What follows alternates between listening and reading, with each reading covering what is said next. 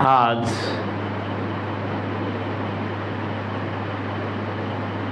30শে মে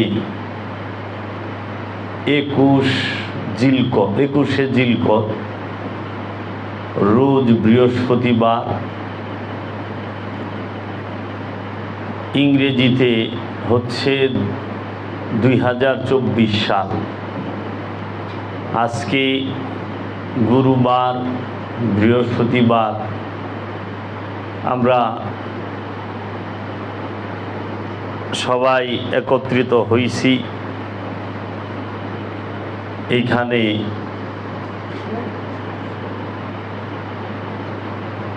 ইলমে তাসাউফ, ইলমে লাদুনী এবং সুফিবাদ সম্পর্কে কোরআন ও হাদিসের আলোকে কিছু বিষয়ভিত্তিক আলোচনা শোনা এবং করার জন্য আজকে আমরা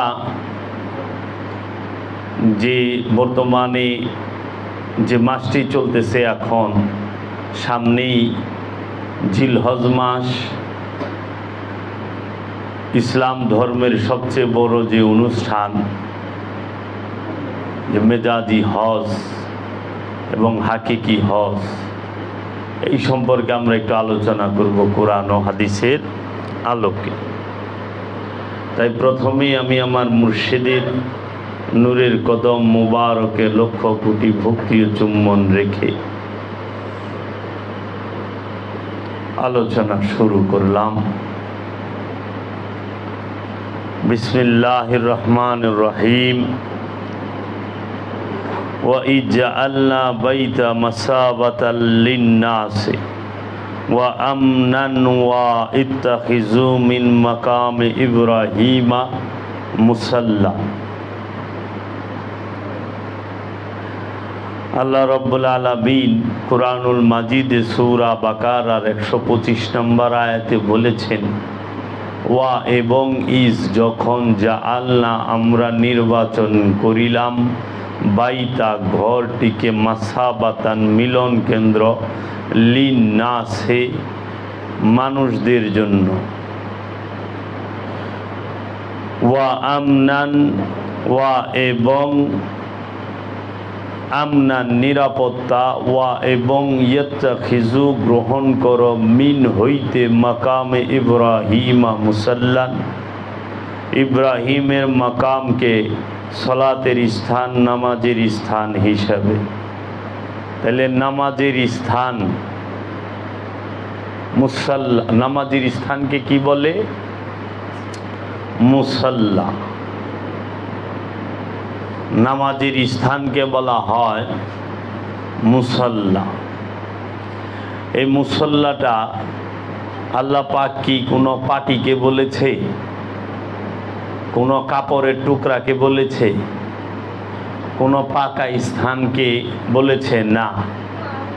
আমরা কোরআনুল মাজিদে যদি খেয়াল করি, সূরা বাকারার 125 নম্বর আয়াতে বলতেছেন আল্লাহ, ওয়াত্তাখিজু মিন মাকামে ইব্রাহিমা মুসাল্লা।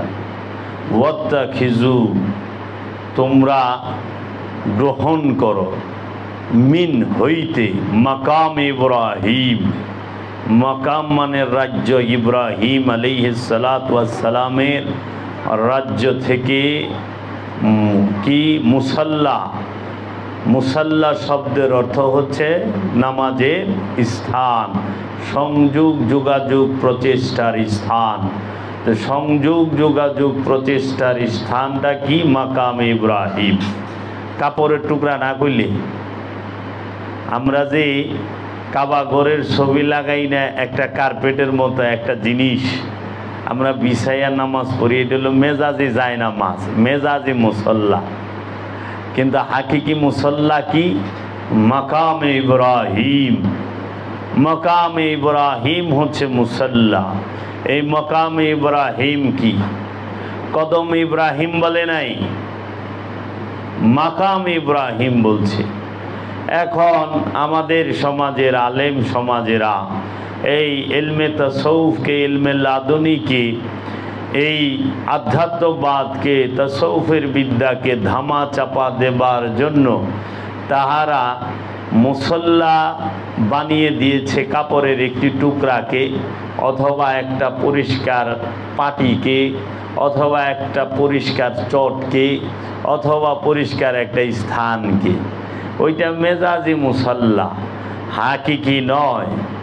এবং সৌদি আরবে আল্লাহর রব্বুল আলামিনের যে মেজাজি কাবা, যেটা বাইতুল হেরেম, মসজিদুল হেরেম, এই মসজিদুল হেরেমে পাশেই মাকাম ইব্রাহিম আছে।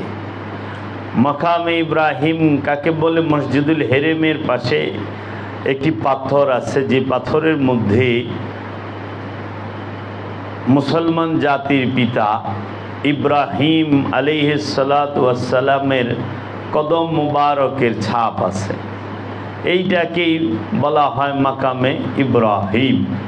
আসলে মাকামে ইব্রাহিম এইটা মেজাজি, এটা হাকিকি নয়, আনুষ্ঠানিক। কারণ ওইটা হইল কদম মুবারকের ছাপ, ইব্রাহিম নবীর কদম মুবারকের ছাপ। পায়ের আরবি হইল কদম।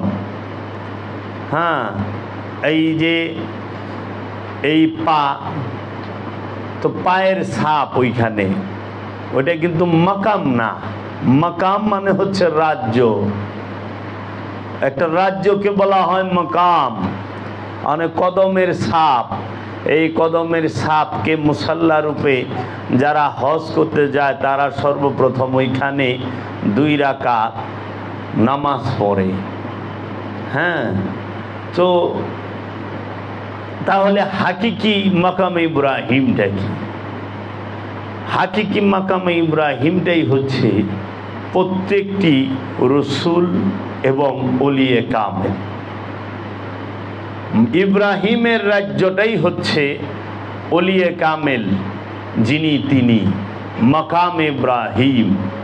এই মাকাম ইব্রাহিমে প্রবেশ করে ইব্রাহিম আলাইহিস সালাতু ওয়াস সালামের আদর্শ এবং চরিত্র এবং দর্শন যাহার মাঝে উপস্থিত আছে, যেইখানে পাওয়া যায়, সেই রকম একটি মহাপুরুষকে গুরু রূপে মেনে ওইখান থেকে ওই গুরুকে সলাতের মুসাল্লা রূপে গ্রহণ করতে হবে, সলাতের মুসাল্লা রূপে গ্রহণ করতে হবে।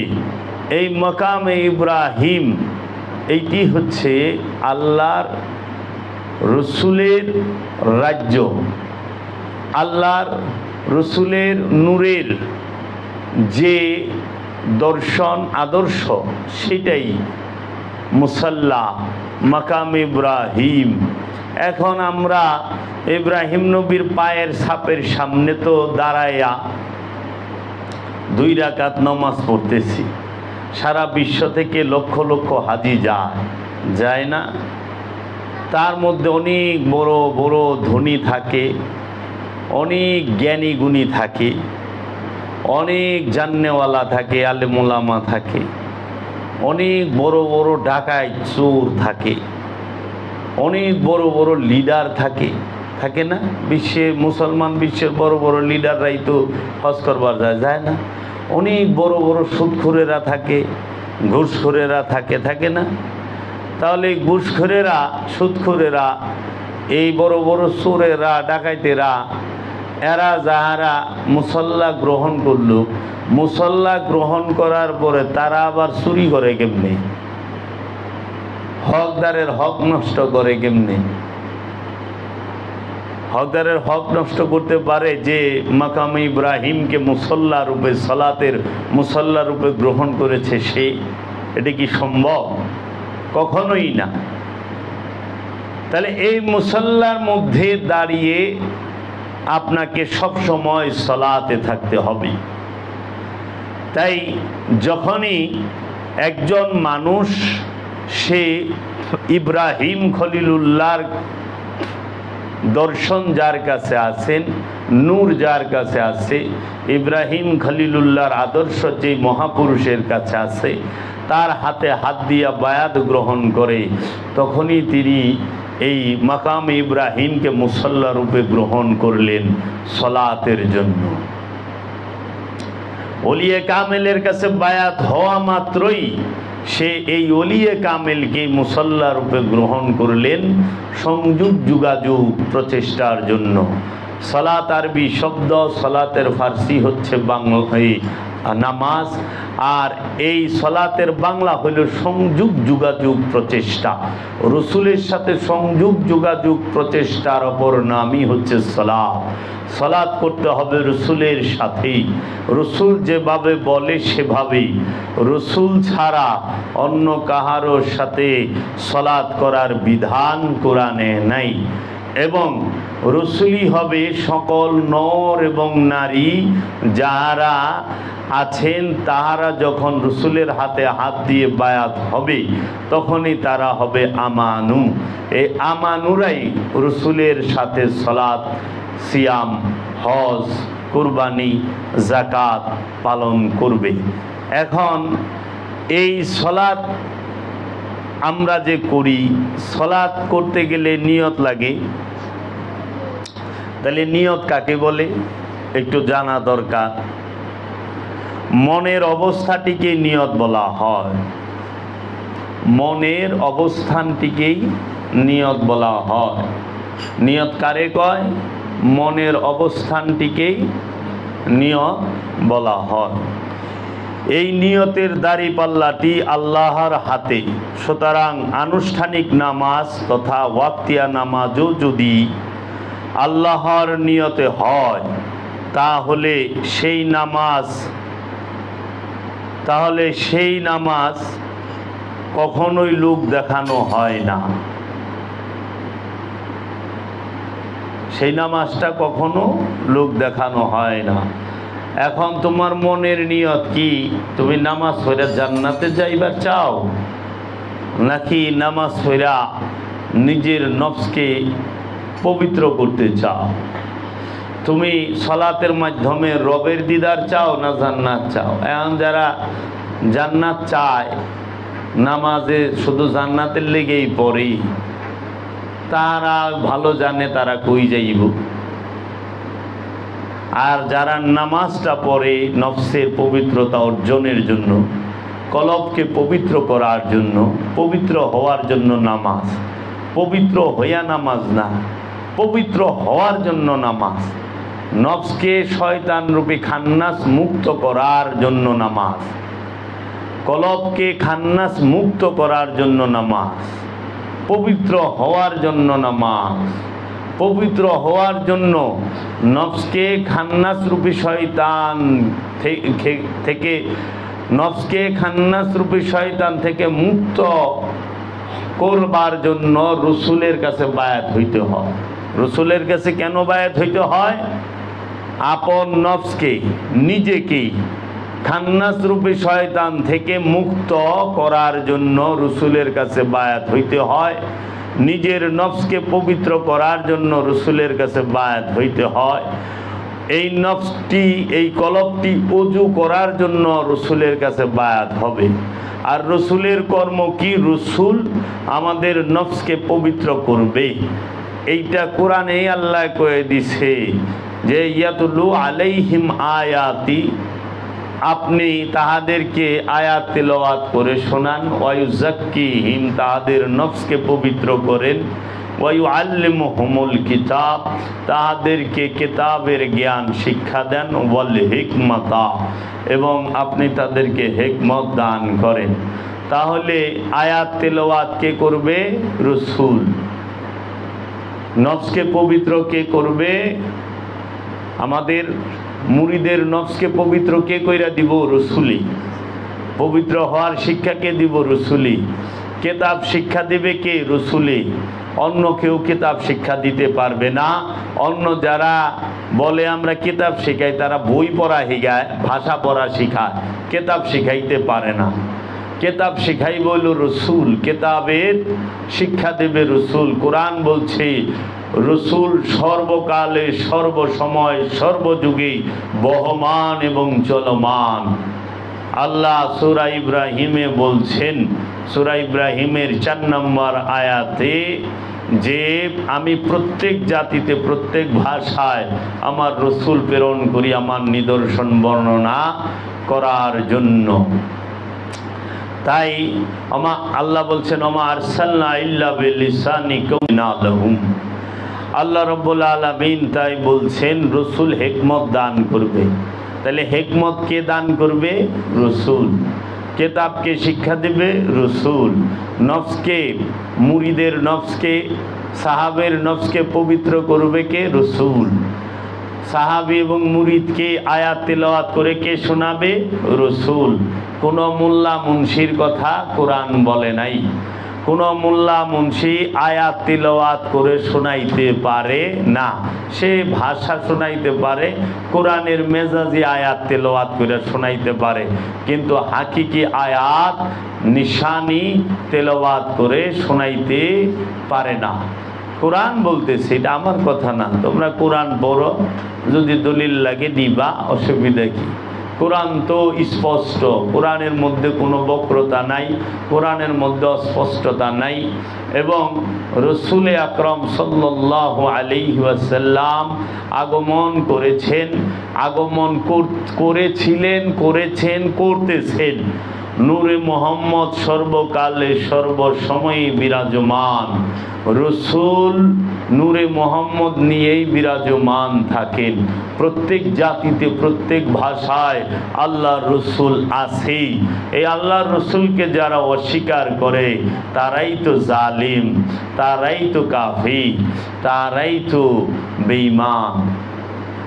এখন রসুলকে অস্বীকার করে এখন ধর্মীয় যাজকরা নিজেদের ইচ্ছামতো ধর্ম প্রচার করে। তাই তারা শিক্ষা দিতে পারে না নবী কাকে বলি, রসুল কাকে বলি, ওলি কাকে বলি, ইমাম কাকে বলি, নিয়ত কাকে বলি, সলাত কাকে বলে, হজ কাকে বলে, কুরবানি কাকে বলে, যাকাত কাকে বলে। এখন এই নিয়তের যে দাড়িপাল্লাটি, এটা তো আল্লাহ, স্বয়ং আল্লাহর হাতে। সুতরাং আনুষ্ঠানিক নামাজও যদি আল্লাহর নিয়তেই হয়, তাহলে সেই নামাজ কখনোই লোক দেখানো নামাজ নয়। দেখেন, সঠিক নিয়তে যদি অনুষ্ঠানও করেন, সেটাও আল্লাহর দরবারে গ্রহণ হবে, হবে না কি বলে? এখন আমাদের সমাজে যে প্রচলিত আনুষ্ঠানিকতা, সেইগুলো তো পালন করতেছে না, সেইগুলো পালন করতেছে না। মানে প্রচলিত আনুষ্ঠানিকতা সেইগুলো ঠিক মতো পালন করে না, ওগুলোর মধ্যেও মানুষ ফাঁকি দেয়। হাকিকিটা তো করতেই চায় না।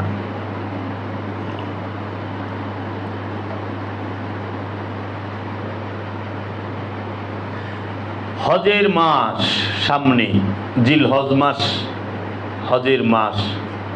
এখন মানুষ হজে যাচ্ছে, হজের উদ্দেশ্যে সৌদি আরবের মসজিদুল হেরেমে যাচ্ছে, আর মেজাজি হজে যাচ্ছে। মেজাজি হাজিরা মেজাজি কাবায়, মেজাজি হজে যাচ্ছে। আনুষ্ঠানিক হাজিরা আনুষ্ঠানিক কাবায় আনুষ্ঠানিক হজ করতে যাচ্ছেন, তাহারা লক্ষ লক্ষ টাকা ব্যয় করে। আবার অনেক সাধক যারা আছেন, তারা নির্জনে নীরবে একদম একাগ্র চিত্তে হাকিকি হজে, হাকিকি কাবার সামনে উপস্থিত হয়ে হাকিকি কাবা তোয়াফ করে হাকিকি হজের মধ্যেই আছেন। তাই আল্লাহ রব্বুল আলামিন ইসলামের ভিতরে আমাদের দিনের মধ্যে দুইটা দিক রেখেছেন, একটা জাহের, একটা বাতেন, একটা বাহির, একটা ভেতর, একটা প্রকাশ, একটা গোপন। তাই আল্লাহ কোরআনে বলছেন হুয়াল আউয়ালু ওয়াল আখিরু ওয়াজ জাহিরু ওয়াল বাতিনু। আমি আদি, আমি শেষ, আমি প্রকাশ, আমি গোপন। আল্লাহ রব্বুল আলামিন প্রত্যেকটা জিনিসের ভেতর বাহির রাখছে। হজেরও ভেতরের দিক আছে, বাহিরের দিক আছে। আমি সবসময় বেশিরভাগ মূল দর্শন নিয়ে কথা বলি, আনুষ্ঠানিকতাটা নিয়ে কথা কম বলি, কারণ আমার আলোচনাগুলো সবার জন্য নয়। যাহারা আমার আলোচনা মনোমতটা আপনারা এড়ায় যাইতে পারেন, আমি কাউকে জোর করি না। আমি কোরআনের মূল দর্শনটি তুলে ধরার চেষ্টা করি। সবাই আনুষ্ঠানিকতা বলে, আমি বাবা জাহাঙ্গীরের বাণী থেকে এই নিয়ত কাকে বলে বললাম, যে মনের অবস্থানটিকেই নিয়ত বলা হয়। এটা বাবা জাহাঙ্গীরের বাণী, আমার দয়াল মুর্শিদ কেবলায় আলম কেবলায় কাবা বলেছেন। হ্যাঁ, তো হজ কাকে বলে যদি প্রশ্ন করি, হজ শব্দের অর্থ কি? হজ শব্দের অর্থ হইল অনু অনু করিয়া খুটিয়া খুটিয়া দেখার অপর নাম হইল হজ। হজের অপর নাম কি? একদম খুটিয়া খুটিয়া দেখা, অনু অনু করিয়া দেখার অপর নামই হজ। হজ শব্দের অর্থ খুটিয়া খুটিয়া দেখা। দেখো না, হাজিরা কাবা ঘরে গেলে 7টা তো পাক দেয়, 7 পাক দেয়, তোয়াফ করে, তাই না? এই 7 পাক কেন দেয়? আল্লাহর ঘরকে কেন্দ্র করে, আল্লাহর ঘরের চতুর্দিকে, কাবাকে মাঝখানে রেখে সামনে রেখে চতুর্দিক দিয়ে ঘুরে আর বলে লব্বাইক আল্লাহুম্মা লব্বাইক ইন্নাল হামদা ওয়ান নি'মাতা লাকা ওয়াল মুলক লা শারীকা লাহ লব্বাইক আল্লাহুম্মা লব্বাইক। এইভাবে তারা নাত পড়ে, হামদ পড়ে। এইটা 7 বার কেন ঘুরে? 7 বার ঘোরার হাকিকি দর্শনটি হইল, মানুষ সৌদি আরবের মক্কা নগরীর মসজিদুল হেরেম, সেইটি ইট বালু পাথর সিমেন্ট দিয়ে একটি দেয়াল, 4 দেয়াল, তার মধ্যে একটি কালো গিলা রাখা। এই কাবাকে আল্লাহর নবীগণ তৈরি করেছেন, আল্লাহর নবীগণ তোয়াফ করেছেন, এর জন্য মর্যাদাবান তিনি। এবং আল্লাহর নবী দোয়াও করেছেন যেন কেবলা হিসেবে এটাকে গ্রহণ করা হয়। এর জন্য এটা খুব মর্যাদাবান এই কাবা। তো ঠিক অনুরূপভাবে আল্লাহ যেই কাবাটা বানাইছে, ওই কাবাটা কিন্তু আল্লাহর নবীগণ তৈরি করছেন। আর আল্লাহ যে কাবা বানাইছে সেই হাকিকি কাবাটা হইল মানুষের অন্তর, কলম, মানুষের অন্তর। মেজাজি কাবা ঘরের ভিতরে শয়তান নাই, কারণ মেজাজি কাবাটা তৌহিদে বাস করে। মেজাজি কাবা ভেতরে শয়তান থাকে না, কারণ মেজাজি কাবাটা তৌহিদে বাস করে। আবার মেজাজি কাবাটা আনুষ্ঠানিক কাবাটা কিন্তু এটা ইট বালি দিয়ে তৈরি।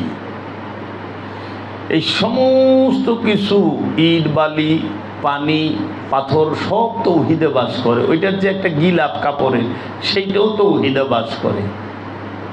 এর জন্য, কারণ মেজাজি কাবার নফস নাই, রুহুও নাই,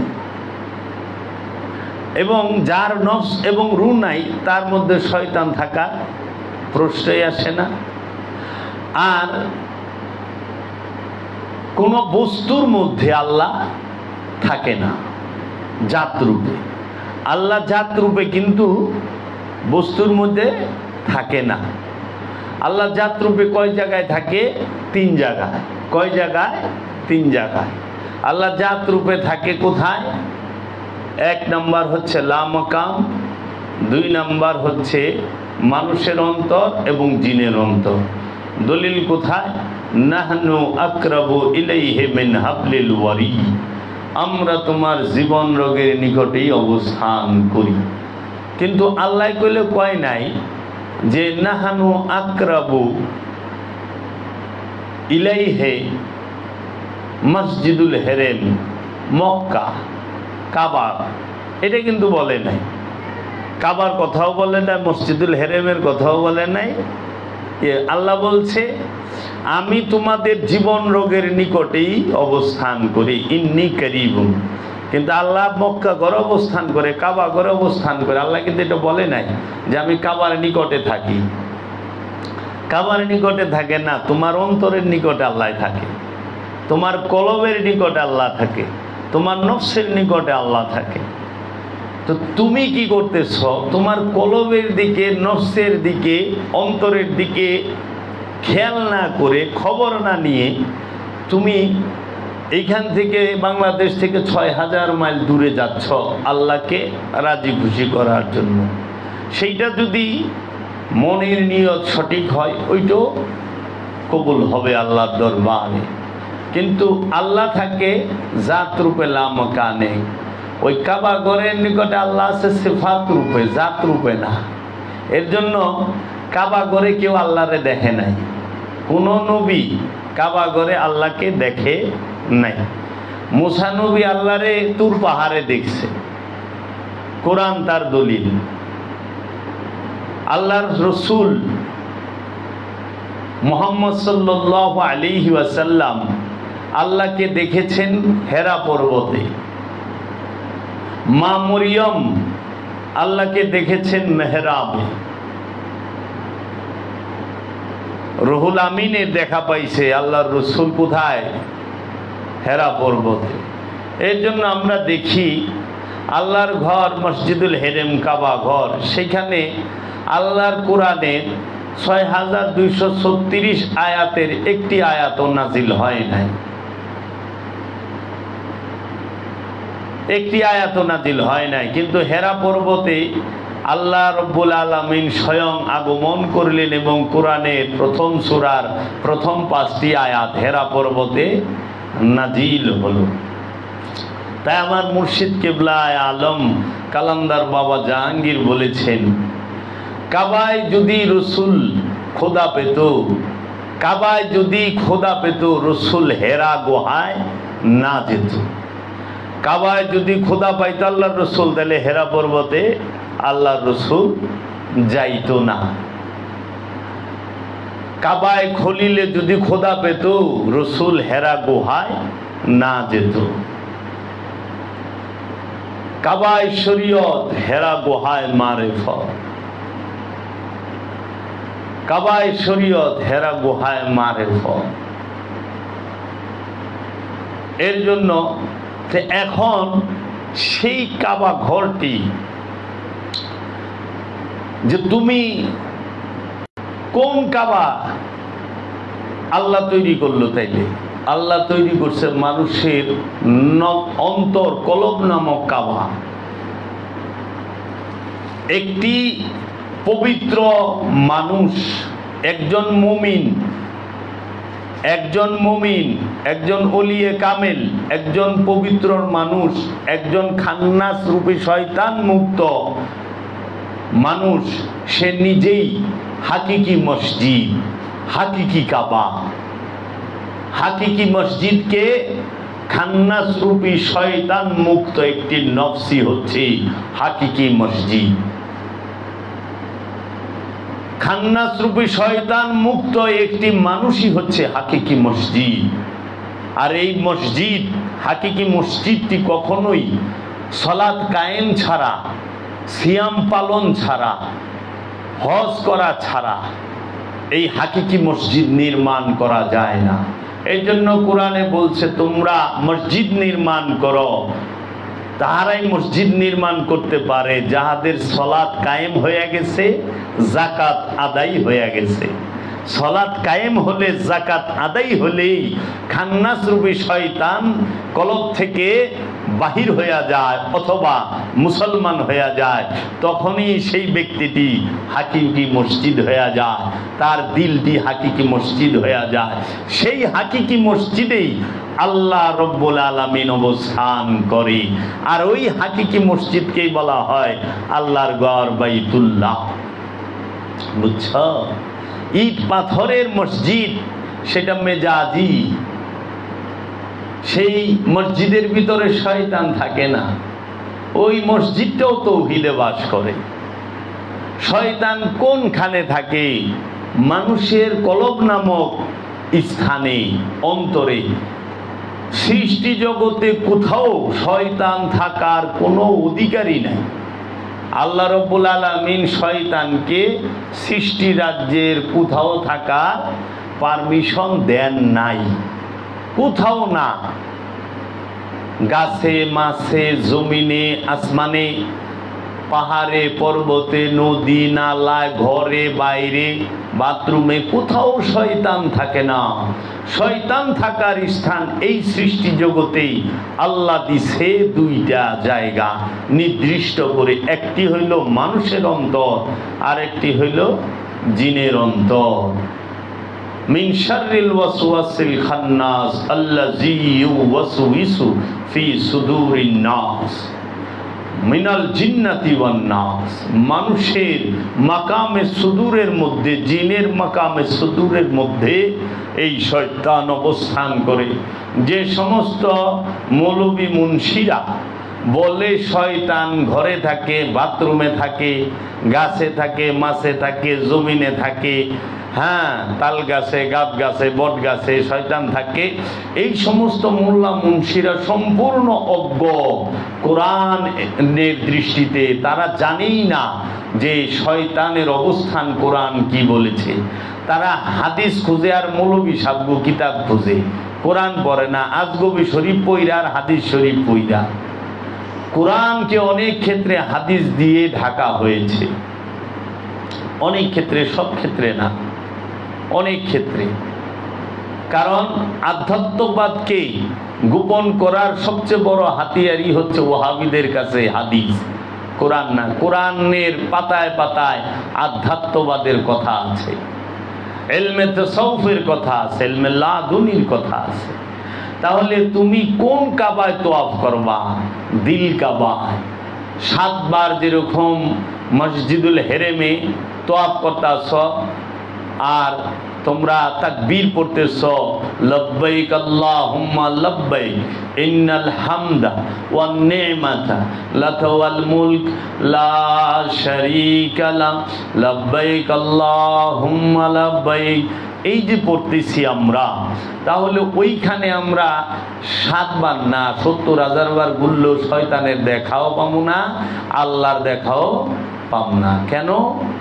ওইখানে আল্লাহ জাতরূপে থাকেন না, শয়তানও জাতরূপে থাকেন না। মক্কার মিনাতে যে শয়তান থাকে, সেই শয়তান হইল প্রতীকী শয়তান, মেজাজি শয়তান। মানুষ সেই শয়তান তৈরি করছে ওইখানে। হ্যাঁ, মানুষ ইট, রড, পাথর, সিমেন্ট, বালি, পানি মিক্স কইরা, হ্যাঁ, ফ্রেম বানাইয়া 3টা খাম্বা বানায় দিছে, বড় শয়তান, মেজু শয়তান, ছোট শয়তান। আবার এই মেজাজি হাজিরা যাইয়া, মেজাজি হাজি গো অন্তরে শয়তান, হাকিকি শয়তান রে লইয়া, হাজির অন্তরে শয়তান বইয়া রইছে, মেজাজি হাজির। মেজাজি হাজির অন্তরে হাকিকি শয়তান রে লইয়া, মেজাজি শয়তান রে ঢিলাইবার লইছে পাথর দিয়া। ওই মেজাজি হাতির হাতটাও তৌহিদে বাস করে, যেই পাথরটা ফেকে ওই পাথরটাও তৌহিদে বাস করে, যেই পাথরে খাম্বায় ফেকতাছে ওই খাম্বাটাও তৌহিদে বাস করে। ওই খাম্বার মধ্যে শয়তান নাই, শয়তান আছে ওই হাজির অন্তরে। এখন হাজি হাকিকি শয়তান রে কলবের মধ্যে লইয়া মেজাজি শয়তান রে ইচ্ছা মতো ঢিলাইবার লইছে, জোশের ঠেলায় করে কি পায়ের জুতা খুলে ফেকা মারে, ওই জুতাও তৌহিদে বাস করে। হ্যাঁ, বাস খালি তৌহিদে বাস করে না, হাজির অন্তর। এর জন্য তুমি মেজাজি শয়তানকে যেভাবে ঢিলাও, ওইখানে ওইটি শয়তান না।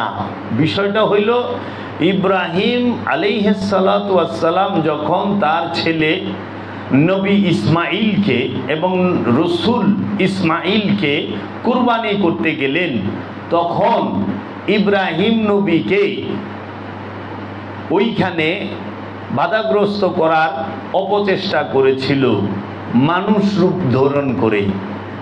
যে কোনো মানুষই ওইখানে কুরবানি করার বিপক্ষে ছিল, যে ছেলেকে কিভাবে কুরবানি করে।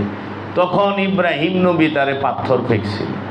এখন যে জায়গাগুলোতে দাঁড়ায়া ওই মানুষরূপী শয়তানটা বাধা দিছিল, ওই জায়গাটাকে ঘৃণা প্রদর্শনের জন্য 3টা পিলার খাড়া করা রাখছে। জীবনে জানি কোনো মানুষের পাও ওই শয়তান যে জায়গায় খাড়াইছে এই জায়গায় না পড়ে।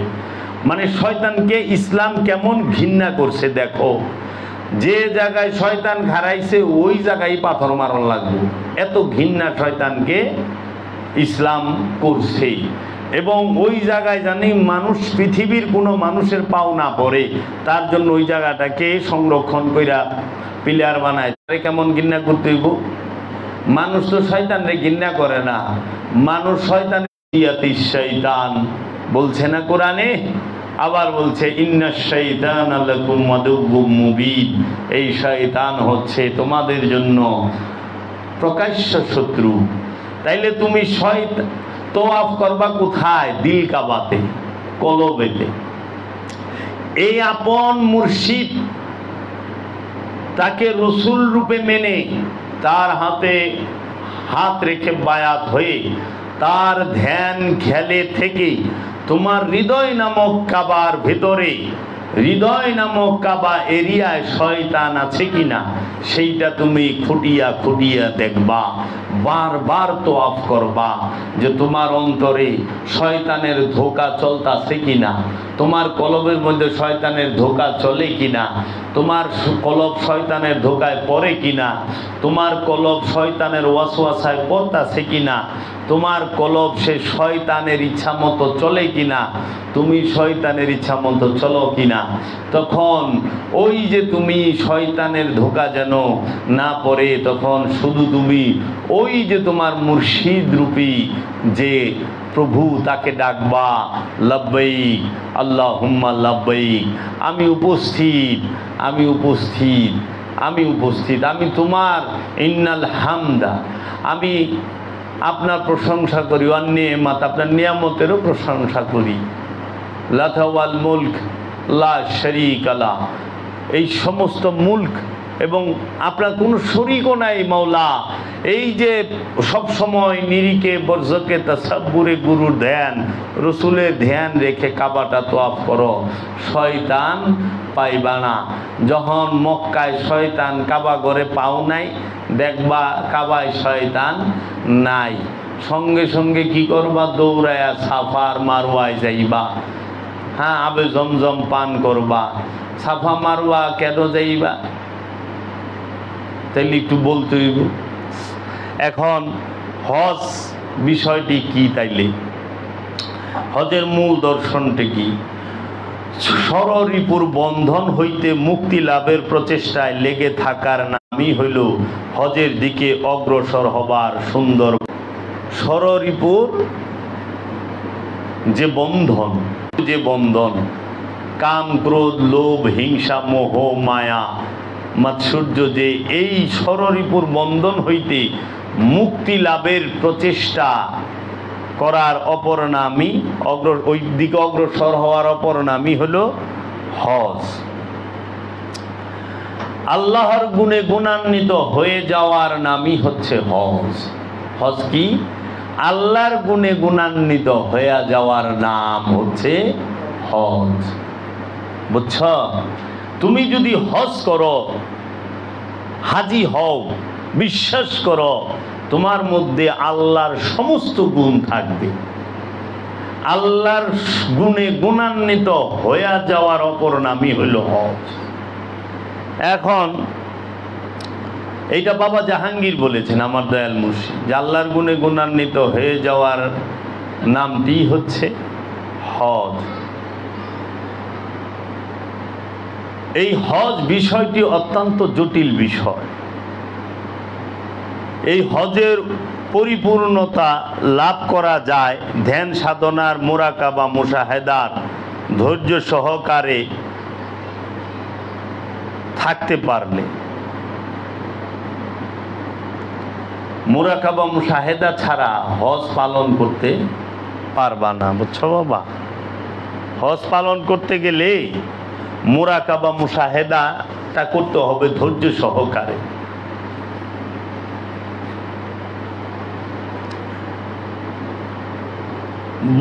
তুমি যে শররিপুর বন্ধনে আছো, এই শররিপুর বন্ধনটিকে আল্লাহর জন্য উৎসর্গ করতে হবে এবং ইহা ধীরে ধীরে অভ্যাসে মাধ্যমে ধ্যান সাধনাটি করে যেতে হবে। বুঝছো, শররিপুর বন্ধনটিকে উৎসর্গ করতে হইবে। অনেক শররিপুর বন্ধন উৎসর্গ করা পারো নাই, কিন্তু হজ করে আইছ, হজ করে নাম দিছ আল হাজ, হাজি। 5 ওয়াক্ত নামাজ পড়ে কেউ লেখে না নামাজি জুয়েল, নামাজি মোহাব্বত, নামাজি সেলিম, নামাজি সুলতান, লেখে না। লক্ষ টাকা দিয়া কিংবা 4 লাখ 5 লাখ 10 লাখ টাকা তো গরু কুরবানি কইরেও কেউ নামের আগে লেখে না যে কুরবানিকারী সেলিম, কুরবানিকারী মোহাম্মদ, কুরবানিকারী জুয়েল, কুরবানিকারী সুলতান, লেখে না।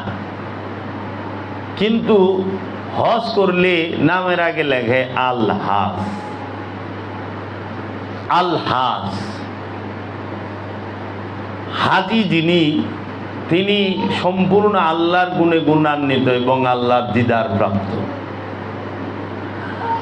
হাজি মানেই হচ্ছে একটি নবজাত শিশুর মতন পুত পবিত্র, লোভ মোহ কামনা বাসনা মুক্ত, একটা একদম 2 দিন 3 দিনের শিশু যেরকম লোভ মোহ কামনা বাসনা হিংসা রাগ অহংকার মুক্ত, ঠিক একজন হাজি এইরকম মাসুম হয়ে যায়।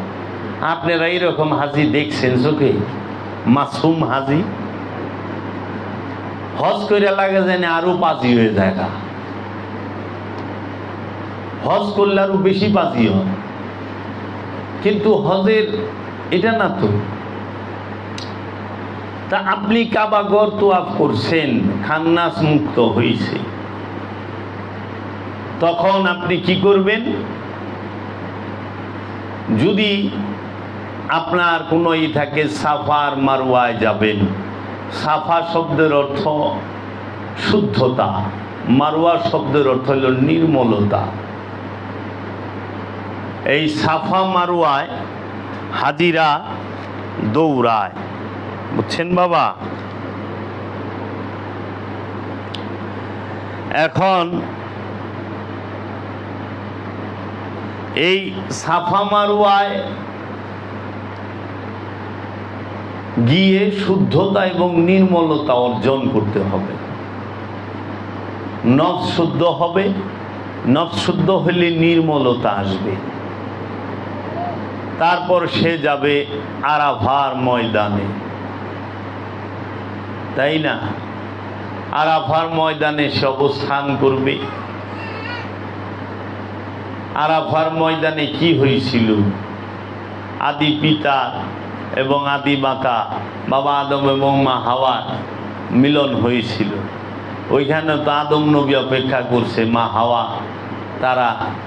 আমরা তো ওই সুন্নত পালন করতেছি। মহানবীর সুন্নত তো আরাফায় না, মহানবীও আদম নবীর সুন্নতটা পালন করছে। সাফা মারওয়ায় কেন দৌড়াই? কারণ এইখানে মা হাজেরা দৌড়াইছে হযরত ইসমাইল নবীকে পাহাড়ের উপরে রাইখা জমজম কূপের নিকটে রেখে। জমজম কূপটা যেখানে, এইখানেই ইসমাইল আলাইহিস সালাতু ওয়াস সালাম শুয়েছিলেন। ইসমাইল আলাইহিস সালাতু ওয়াস সালামের পায়ের লাথিতে, তার পায়ের লাথিতে, এই সামনে দাও, ইসমাইল নবীর পায়ের লাথিতে জমজম কূপ হয়েছে। কি হয়েছে বাবা? ইসমাইল নবীর পায়ের লাথিতে জমজম কূপ হয়েছে। জমজম এইটা হিব্রু ভাষা, এটা আরবি ভাষা না। জমজম কূপের পানি খাও না, পবিত্র পানি পান করি না আমরা, দাঁড়ায় খাওয়া শূন্য। জমজম শব্দের বাংলা অর্থ হইল থামো থামো, বুঝছ? থামো থামো রে হিব্রু ভাষায় বলা হয় জমজম। মানে ইসমাইল নবী এবং মা হাজেরা যখন এই কাবা মক্কায় গেলেন তখন প্রচণ্ড পিপাসিত ছিলেন। আশেপাশে তাদের পান করার মতো পানি ছিল না। তখন মাও পিপাসিত, ছেলেও পিপাসা, পানি খুঁজতা ছিল যে কোথাও পানি পাওয়া যায় কিনা।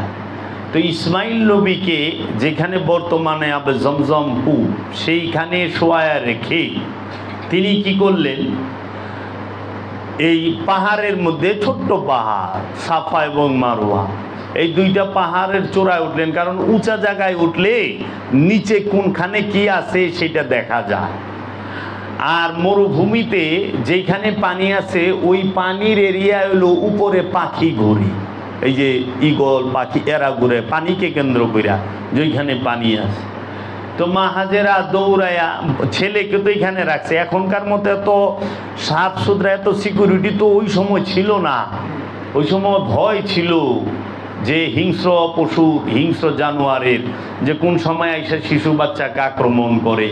এর জন্য মা হাজেরা কি করছে, সন্তানকে শোয়ায়া থুইয়া দৌড়াইয়া সাফা পাহাড়ে উঠছে, সাফা নামক পাহাড়ে, যে কোথাও দেখা ওইখানে দেখে নাই। আবার ওইখান থেকে ঢালু জায়গা দৌড়াইয়া নামছে স্পিরিটে, যে কারণ সন্তানকে দেখা যাচ্ছিল না এর জন্য দৌড়ায় নামছে। আবার যখন উপরে উঠছে আস্তে আস্তে উঠছে, কেন ওই সময় সন্তানকে দেখছে চতুর্দিকে কোথাও পানি আছে কিনা, পানি নাই।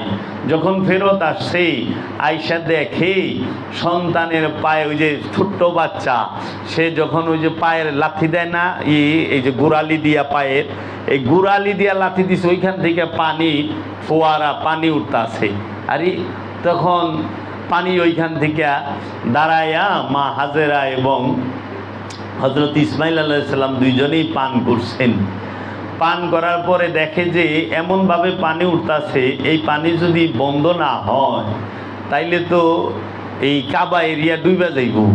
তখন মা হাজেরা বলছে জম জম, মানে জম জম এটা হলো হিব্রু ভাষা, এটার বাংলা হলো থামো থামো। পানিকে বলছে মা হাজেরা জম জম, থামো থামো, পানি থাইমে গেছে। ও বাবা, মা হাজেরা তো নবী না, নবী তিনি রসুলও না, তিনি হইলেন ওলি, নবীর মা, নবীর মা, রসুলের মা, নবীর স্ত্রী, তিনি ওলি। তো মা হাজেরা সন্তানের জন্য পানি খুঁজতে গিয়ে সাফা মারোয়া পাহাড়ে দৌড়াইছে। আপনি কি মনে করে সাফা মারোয়া পাহাড়ে দৌড়াইতেছেন? হাজী সাহেব একটু বলেন, বলেন। তখন উত্তর আসবে আমি মা হাজেরার সুন্নত পালন করতেছি। তাহলে সাফা মারওয়া দৌড়ানো মা হাজেরার সুন্নত। এই সালাফি ওয়াহাবিরা নিজেরাও জানে না যে তাহারা মনের অজান্তে অলির সুন্নত পালন করতে আছে, তারা মনের অজান্তে রসুলের সুন্নত পালন করতে আছে, নবীর সুন্নত পালন করতে আছে। সাফা মারওয়া না পা দৌড়ায় আয় তো আহেন, অলি মানবেন না, মানবেন না, মানায় ছাইরে দিব কোথায়। ওয়াহাবি সালাফিরা তো অলি মানতাছেই, জানে না হ্যাঁ অলি মানে কি রে। সাফা মারওয়া দৌড়াইতো, আবে জমজমের পানি খাইতো, অলি পান করছে, অলি আবে জমজম কুপেরে বন্ধ করছে, অলি সাফা মারওয়ায় দৌড়াইছে। অলি যাইয়া বয়া ছিল কোথায়? ওই আরাফার ময়দানে। তারপরে আরাফার ময়দান থেকে তুমি মুজদালিফায় গেলা, মুজদালিফায় যায়া তুমি মিনায় গেলা, মিনায় কুরবানি করবা। মিনায় কুরবানি করে, তাই না? সামনে কুরবানির ঈদ, আমরা কুরবানি করি না, পশু কুরবানি করে, তাই না? কি নবীর সুন্নত পালন করে। মানুষ নবীর সুন্নত পালন করতে পারে না। আমি জাবের বললাম, আমি একটু ভাঙ্গা বলুন, নবীর সুন্নতকে পালন করে, সবাই নবীর অনুকরণ করে, অনুসরণ করে না। নবী যেই রকম দাঁড়িয়ে রাখছে আমাদের মানুষেরা নবীর ওই রকম দাঁড়িয়ে রাখে। নবী যেই রকম টুপি পরছে ওই রকম টুপি পরে, নবী যেই রকম জুব্বা পরছে ওই রকম জুব্বা পরে, রসুল যেই রকম যে পায়ের টাকনুর উপরে জামা পরছে ওই রকম পরে, তাই না? রসুল মেসক করছে, মেসক করা সুন্নত, ওই মেসকও করে, তাই না? নবী যা করছে তাই করে। এটা কি অনুসরণ হয়েছে না অনুকরণ হয়েছে? নবীর মতো দাড়ি তো রাখছেন, নবীর মতো মিথ্যা না বইলা থাকতে পারেন? নবী তো জীবনও মিথ্যা কথা কয় নাই। মিথ্যা না বলা হইল রসুলের সুন্নত, নবীর সুন্নত। মানুষকে না ঠকানো নবীর সুন্নত, মানুষের সাথে প্রতারণা না করার নাম হইল নবীর সুন্নত, এইটি সুন্নত। আর যেগুলো বললাম দাড়ি, টুপি, জুব্বা, মেসওয়াক, এগুলো লেবাস, সুন্নত না। নবীর সুন্নত পালন কই থেকে করবেন আপনারা? আমানু আর মুমিন ছাড়া নবীর সুন্নত পালন করতে পারে না তো। নবীর সুন্নত হেরা পর্বতে গিয়ে 15 বছর 1 মাস 19 দিন সময়ে অসময়ে মুরাকাবা মুশাহেদা করা, এটা সুন্নত। নবীর সুন্নত কি? অন্যের হক মেরে না খাওয়া। নবীর সুন্নত আমানত রক্ষা করা। নবীর সুন্নত আমানত খেয়ানত না করা। কোন নবী রাসূল নবীর সুদ ঘুষের সমর্থন করে নাই, সুদখোরের বিরোধিতা করা নবীর সুন্নত, ঘুষখোরের বিরোধিতা করা নবীর সুন্নত। অনেক সুদখোর ঘুষখোরের বিরোধিতা করে মোল্লা মুন্সিরা না, বিরোধিতা করে পীর মাশায়েখ গো। এক ওয়াজে দেখবেন খালি পীরে গো বদলাম, মাজারের বদলাম, খালি ওলি আল্লাহ গো বদলাম। হ্যাঁ, ওলি আল্লাহরা কি খায়, ওলি আল্লাহরা কি বিদ্যে হেগিনে আলোচনা, কিন্তু সুদখোর ঘুষখোরের বিরুদ্ধে কোনো কথা নাই। আছে নাই? আত্মসাৎকারী যে এতিমের হক মাইরা খায়, গরিবের হক মাইরা খায়, আত্মীয় স্বজনের হক মাইরা খায়, জনগণের হক মাইরা খায়, মানুষের হক মাইরা খায়, তার বিরুদ্ধে দাঁড়ানোর নাম হচ্ছে নবীর সুন্নত। তার বিরুদ্ধে দাঁড়ানোটাই হচ্ছে নবীর সুন্নত। কে নবীর সুন্নত পালন করে? বলৎকারের বিরুদ্ধে কথা কওয়া নবীর সুন্নত। আজ পর্যন্ত তো কেউ দেখলাম না যে পল্টন ময়দানে কিংবা বাইতুল মুকাররমের গেটের সামনে বলৎকারের বিরুদ্ধে একটি কথা বললেন। যে মঞ্চে সে করুক, অন্যায়ের বিরুদ্ধে তো কথা বলবেন, কেন বলেন না? মজুদকারীর বিরুদ্ধে কথা বলে না, বলে না। যদি বিরুদ্ধে কথা বলে সরকারে, ওইটা রাজনীতি বক্তব্য দেয়। সরকার তো জনগণ দিয়াই, তাই না? আগে জনগণের ঠিক করেন। আমারই ভাই আপনারই ভাই, আমারই চাচা আপনারই চাচা, হয়তো আমারই ফুপা আপনারই ফুপা, আমারই খালু আপনার খালু, তারাই ঘুষ খাচ্ছে, সুদ খাচ্ছে, তারাই এতিমের হক মাইরা খাইতেছে, আমাদের আত্মীয় স্বজনরাই তো খাচ্ছে। তো তারা শুধরাইলে তো সবাই শুধরাই যাইব। ব্যক্তি যেই পর্যন্ত শুধরাবে না, রাষ্ট্র কি তাকে শুধরাইতে পারবে? পরিশুদ্ধ ব্যক্তি থাকতে হবে। এর জন্য মানুষ ডরাইব কই থেকে? এখন মৌলবী সাবরা কইবেলেস আপনি সুদ খান, ঘুষ খান, জিনা করেন, যাহাই করেন, কোনো অসুবিধা নাই, শুধু নামাজটা ঠিক রাখেন। তাহলে ডরাইব কই থেকে? এরাই তো এদেরকে পাপ করতে আর উৎসাহ দিচ্ছে, এই মোল্লা মুন্সিরা। দেখেন আজ কে বলছে সুদখোরের জন্য নামাজ নাই, ঘুষখোরের জন্য নামাজ নাই, এই আত্মসাৎকারীর জন্য নামাজ নাই, জেনাখোরের জন্য নামাজ নাই, জেনাকারীর জন্য নামাজ নাই, অন্যের হক মাইরা খায় যে তার জন্য নামাজ নাই, আত্মসাৎকারীর জন্য নামাজ নাই, মিথ্যাবাদীর জন্য নামাজ নাই।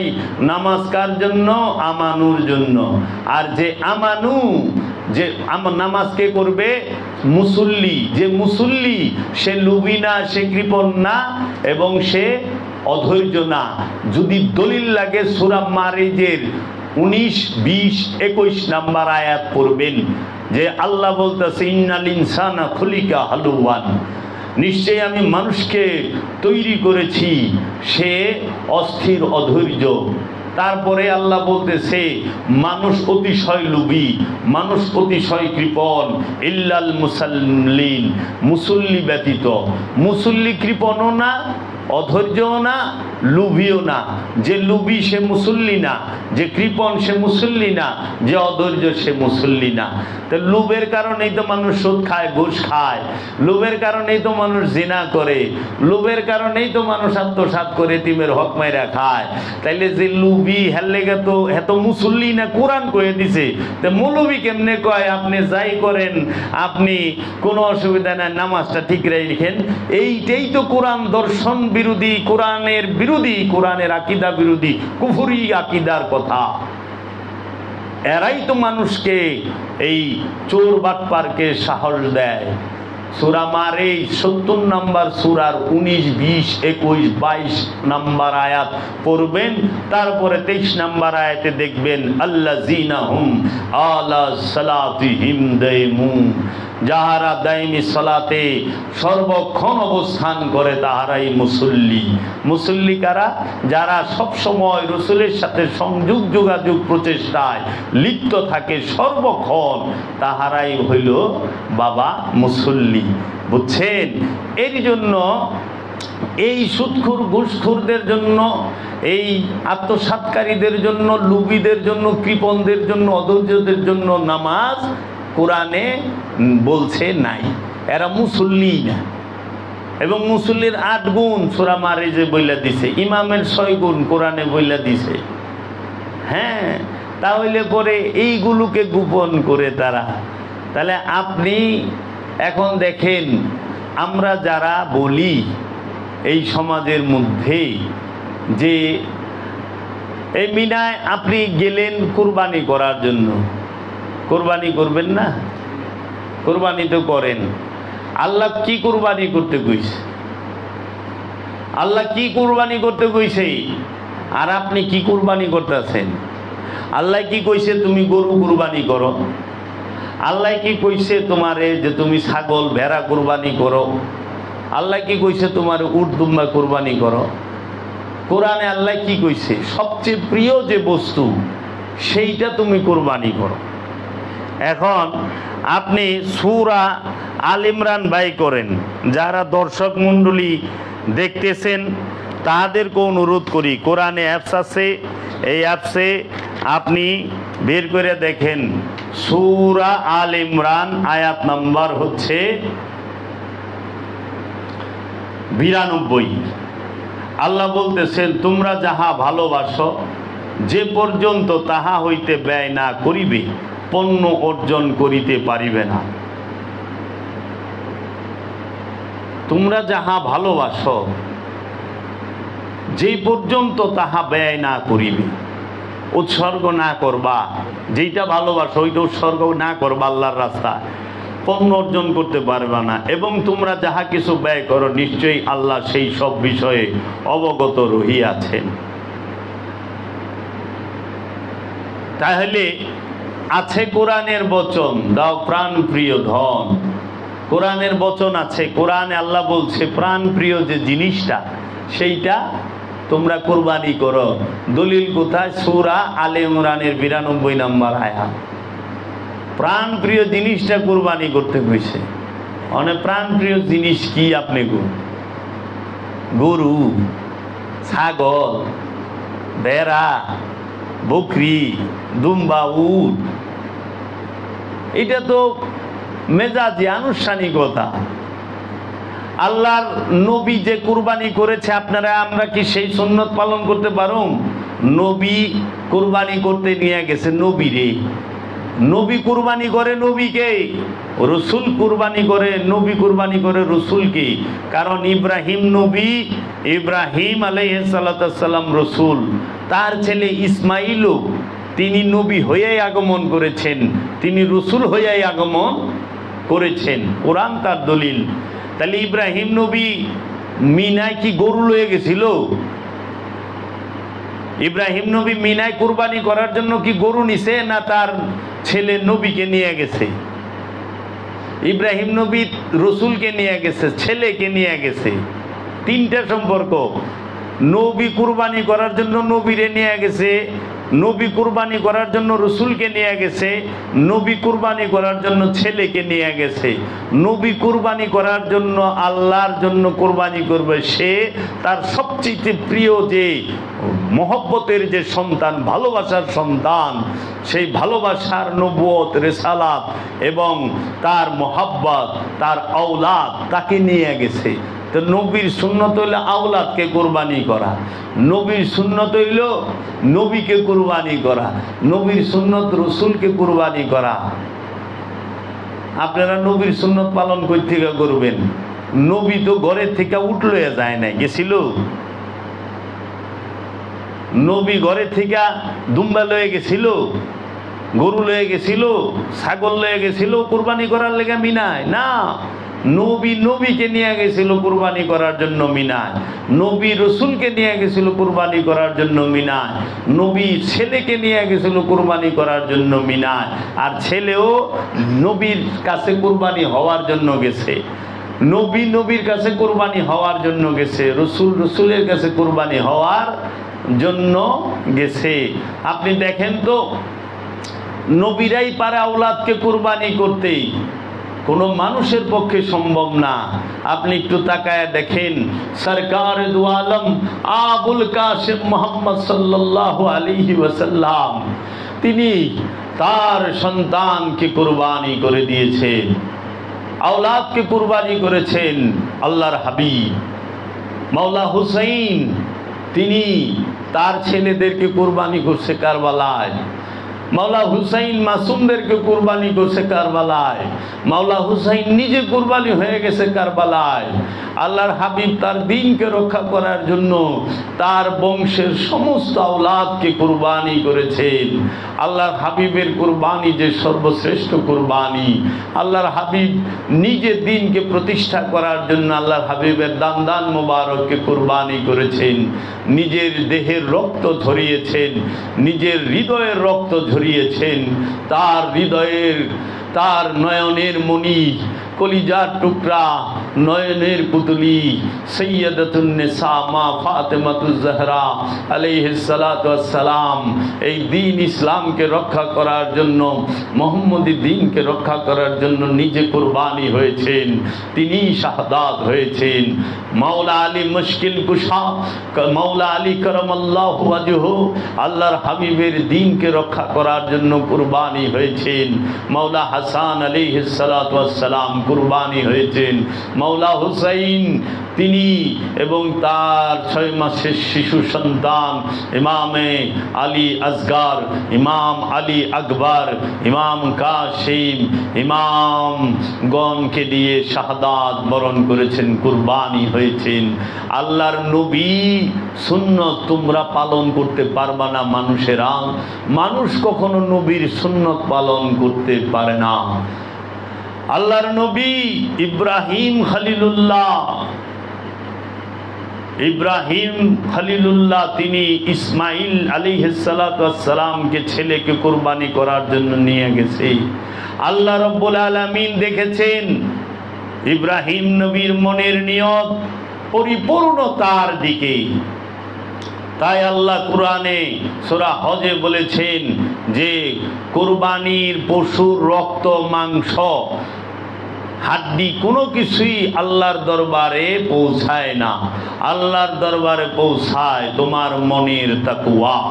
তাই আল্লাহর ওলিয়ে কামেল জামানার মুজাদ্দিদ হযরত মুজাদ্দিদ আল ফিসানি এবং ইমাম শাফি রহমতুল্লাহ আলাই, ইমাম শাফি রাদিয়াল্লাহু তাআলা আনহু, তিনি বলেছেন যে তাহার কিতাবে যে কুরবানিতে বনের পশুটিও নাই, লৌহখণ্ড দ্বারা নির্মিত ছুরিটি, ধাতু দ্বারা তৈরিত চাকু ছুরিটিও নাই।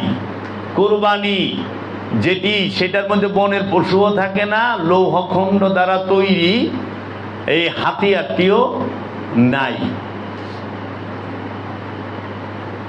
অনেক বড় বড় জলিলুল কদর সাহাবারা জীবনে কোনোদিন পশু জবে করেন নাই। আশিকে রাসূল হযরত বেলাল তিনি জীবনে কোনোদিন পশু কুরবানি করেন নাই। তিনি একটি মুরগি জবাই করতেন।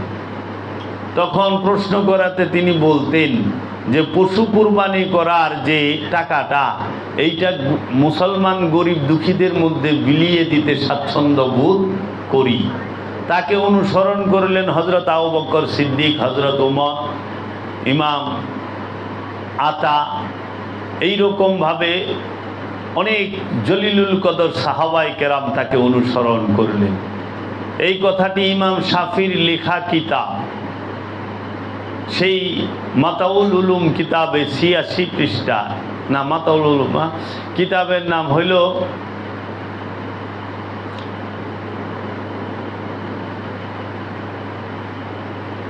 ইমাম শাফির লিখিত কিতাবে মধ্যে এই ঘটনা, এই কথাটি আছে। তাই কুরবানি আপনি দেখেন, ইব্রাহিম খলিলুল্লাহ নিয়ে গেলেন তার ছেলেকে কুরবানি করার জন্য। যখন ছুরি চালায় দিছে, আল্লাহ রব্বুল আলামিন পশু পাঠায় দিল, পশু কুরবানি হইল, তাই না? ইব্রাহিম নবী কিন্তু পশু নেয় নাই। ইব্রাহিম নিছে নবী রে। ইব্রাহিম আলাইহিস সালাম লয়ে গেছে নবীকে কুরবানি করার জন্য, রসুলকে কুরবানি করার জন্য, ছেলেকে কুরবানি করার জন্য। আল্লাহ পাঠাই দিছে পশু, তাই না? ইব্রাহিম নবী গেলে পশুর গলা রশি দিয়া টাইনা লয়ে যায় না, ছেলেরে নিয়ে গেছে। আর আমরা কি করতেছি? আমরা পশুরে টাইনা নিতেছি, ছেলেরে নিতে পারতাছি না। ছেলেরে ইব্রাহিম নবী নিছে, নবীরে রসুলরে নিছে, আল্লাহ পশু পাঠায় দিছে। আমরা যদি ছেলেরে কুরবানি করবার যাই, আল্লাহ পশু পাঠাইব? আপনারা যদি মানুষ যদি কুরবানি করার লেগে ছেলেরে লয়ে যায় মাঠে, আল্লাহ পশু পাঠাইব না পুলিশ পাঠাইব? মানে চোখ বন্ধ করে ছুরি চালাইব, দেখবো যে পশু আহে নাই, পুলিশ আহে বলছে। আল্লাহ কোরবানি করবার আইলাম তোমার নামে মাঠে, পোলারে লয়ে আইছি যে সবচেয়ে প্রিয় আমার পোলা, কোরবানি করুম, পাঠাইবা তুমি দুম্বা উঠ, পাঠাই দিছ পুলিশ। এর লেগে নবী কুরবানি যদি ছেলেরে করতে যায়, আল্লাহ পশু পাঠায় দেয়। আর মানুষ যদি ছেলেরে কুরবানি করবার যায়, আল্লাহ পুলিশ পাঠায় দিব, তাই না? তো কাজী নজরুল ইসলাম আমাদের বাংলাদেশে যিনি সুফি কাজী নজরুল ইসলাম বলেছেন, মনের পশুকে করো জবাই, পশুরা বাঁচে বাঁচে সবাই। কুরবানি মানে কি উৎসর্গ। কুরবানি কি করবেন? আপন সক্রিয়তাকে উৎসর্গ করবেন, নিজের ইচ্ছার গলায় ছুরি চালাইবেন, নিজের আকাঙ্ক্ষার গলায় ছুরি চালাইবেন। নিজের মনের মধ্যে যে পশুটি বৈশা রইছে, মোহ নামক পশু, লোভ নামক পশু, হিংসা নামক পশু, অহংকার নামক পশু, ক্রোধ নামক পশু, কাম নামক পশু, এই সমস্ত পশুর গলায় ছুরি চালায় দিয়া কুরবানি করতে হবে। নিজের এক একটি চাওয়াকে, নিজের মানুষের মনের প্রতিটি চাওয়ার মাথা কেটে ফেলতে হবে, প্রতিটি চাওয়ার জিহ্বা কেটে ফেলতে হবে। এই মানুষের আপন সক্রিয়তাকে উৎসর্গ করার অপর নামই হচ্ছে কুরবানি। মানুষের আপন ইচ্ছাকে রসুলের ইচ্ছার কাছে, মুর্শিদের ইচ্ছার কাছে, রব্বুল আলামিনের ইচ্ছার কাছে উৎসর্গের অপর নামই হচ্ছে কুরবানি। কুরবানি করবা আপন ইচ্ছাকে রসুলের ইচ্ছার কাছে, আল্লাহ রব্বুল আলামিনের ইচ্ছার কাছে। মনের পশুরে, এই মনের ইচ্ছা নামক পশুটারে আল্লাহ রসুলের ইচ্ছার কাছে কুরবানি করতে হবে, রবের ইচ্ছার কাছে। এটা যে বড়ই কঠিন। আল্লাহ চায় তুমি সবচেয়ে বেশি আমাকে ভালোবাসো, আর আমি চাই আমি সবচেয়ে বেশি আমার পোলারে ভালোবাসি। বেটা কলিজা হতা হ্যায়, বাপের কলজা হয় পোলা। যতই বাপে মুখে কুক আমি না আমার মেয়ের অনেক আদর করি, আরে না, সম্পদ দিতে সময় পোলারেই দিয়ে যায়। মেয়েরে বিয়া দেয়, সম্পদ দেয় না। মা তোর বিয়া দিয়ে দিলাম, ভালো জায়গায় বিয়া দিছি, পরে সম্পদ লুইটা বেটা খা, আমার সম্পদ সব পোলারে দিয়ে যাম। বেটা কলিজা হতা হ্যায়, এই কলিজা কাটা এটা কিন্তু খুব ভয়ানক। কলিজা কেউ কাটবার চায় না, পোলা কেউ কাটবার চায় রে। নিজে রোদে বয়া থাকবো, পোলারে রোদে যাইবার দিব না। নিজে বুড়ায় গেছে গা, সে কাম করে, কিন্তু পোলারে মোবাইল দেয়া দিছে, বাবা গেমস খেলো, গেমস খেলো। হ্যাঁ, মোবাইলে যাও, মোবাইলে ওই যে ক্রিকেট খেলায়, ফুটবল খেলায়, জুয়া খেলে না, পাবজি দেখি কি ওটি খেলো গা, যাও যাও চার দোকানে যাও। বাপে সারাদিন ভরা চোখে গরুর ঘাস কাটে, পোলায় চার দোকানে বয়ে বয়া মোবাইলে জুয়া খেলে। পোলা তো বাপেও কিছু কয় না। হ্যাঁ, বাপে মাঝে মধ্যে কয় তো নামাজ পড়িস, কিন্তু জুয়া খেলে যে জুয়া খেলার কথা না করে না। কি কইবেন, কই যাইবেন? সত্য কই? কুরবানি করার কথা কারে, কুরবানি করতাছেন কারে? আছে কোরআনের বচন, দাও প্রাণ প্রিয় ধন, গরু কি তোর এতই আপন, যে রক্তে হইলি লাল, ঘুম দিয়া কাটাইলি মানুষ চিরকাল। বড় গরু জবাই করিয়া বিয়াই বাড়ি দিলি রান, এক টুকরা মাংসের লাইগা কান্দে গরিব পোলাপান। সেই মাংস ফ্রিজে থুইয়া খাইলি বছর বরিয়া, গেছে পাপে তাপে বোঝাই হইয়া, মরা গেছে শুকনা ডাল, ঘুম দিয়া কাটাইলি মানুষ চিরকাল। মাতাল রাজ্জাক দেওয়ান তিনি এই কালামটি বলেছেন। তাহলে কুরবানি করতে হবে কাকে? আমিত্বকে। কুরবানি করতে হবে অহংকে, খুদিকে। এই আমিত্বকে কুরবানি করার পরে তুমি যদি পশু জবে করো, সেই পশুও ধন্য। কারণ ওই পশু তো এইটুক দেখবো যে অন্তত 12-16 বছর পরে তো এমনি মরে যাবো, অন্তত আমি তো মানুষের হাতে আমার জীবনটা গেল। আর নইলে পশু তো চায় দেয় এক হিংস্র জানোয়ার, ভয়ঙ্কর হিংস্র জানোয়ার মানুষ, সে আমার মতো অবলা গরুরে পশুরে জব করতেছে। দেখো তো, গরু ছাগল ভেড়া বকরি তৌহিদে বাস করে, কিন্তু মানুষ তৌহিদে বাস করে না। গরু ছাগল ভেড়া বকরির লগে শয়তান নাই, কিন্তু মানুষের লগে শয়তান আছে। অনেকে প্রশ্ন করে, আপনারা গরু জব করেন না, হ্যাঁ কুরবানি করেন না, আপনাদের গরুর ঘুষ খান, পুরো সেই গরুর ভেড়া জব। আরে বাবা, সেইটা জবে করেন, জবে আর কুরবানি তো এক না। জবে করা হয় শুয়ায়া, কুরবানি করতে হয় দাঁড়ায়া। দাঁড়ানো অবস্থায় কুরবানি করতে হবে। ফাসাল্লি লিরাব্বিকা ওয়ান্নাহার ইন্না শানিয়াকা হুয়াল আবতার। কুরবানি হয়ে গেলেই আল্লাহর রাসূল তোমাকে কাউসার দান করবে। এই হয় কাউসার পান করাইব। কাউসার কখন পান করবা? হাউজে কাউসার, একমাত্র কুরবানি হইলে। তাই আল্লাহ রাব্বুল আলামিন সূরা কাউসারে বলেছেন, ইন্না আতাইনাকাল কাউসার ফাসাল্লি লিরাব্বিকা ওয়ান্নাহার ইন্না শানিআকা হুয়াল আবতার। বুঝছো বাবা কি বলতাছে?